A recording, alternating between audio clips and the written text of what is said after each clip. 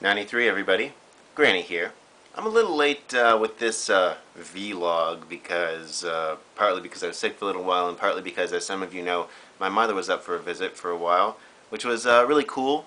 I know I'm kind of part of a community that doesn't, or at least that notoriously does not get along with their families. I'm not like one of those people in any way, shape, or form at all. I think I had kind of a different upbringing from most people, and it was really good to touch base with her because it's been just a while. I'm kind of used to like seeing her like 2 or 3 times a week, and the last year has just been really weird, like not seeing my parents all the time because I'm just kind of used to that.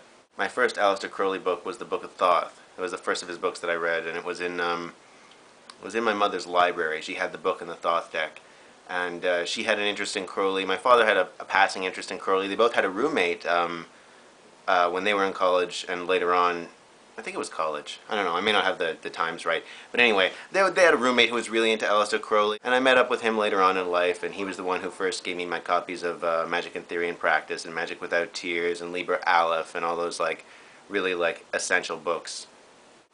Some people really think that the Book of Thoth, I've been told this several times, that it's just a terrible place to start if you're trying to get into the Thelemic material. I think that's bullshit. I really don't think you should start with the simple stuff. I think you should start at the end.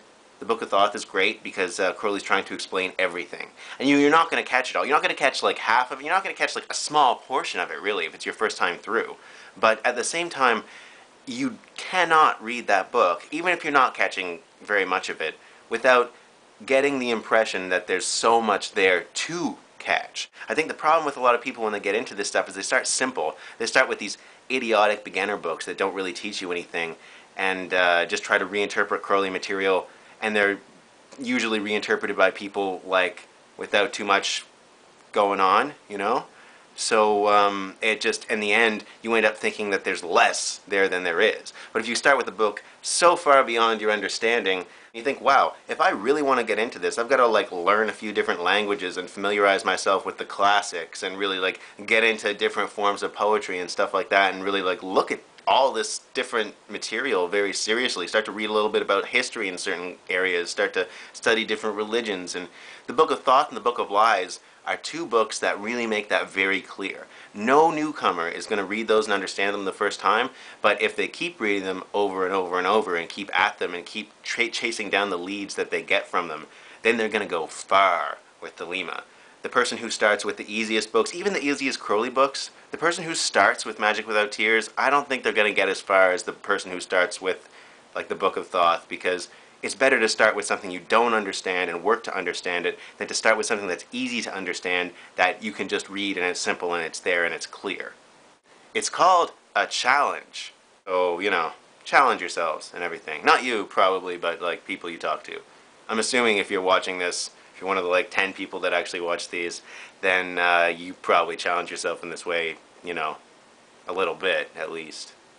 Anyway, there's only been one video this week because of all this stuff and my work with my novel and blah blah blah. I actually have like a few more in production. I'm kind of like half working on a few of them, but really at this point, anything that's not finishing my novel, I'm so close to the end that, well, not really the end, but I'm so close to being finished and having it as a complete unit that everything else kind of feels like a waste of time.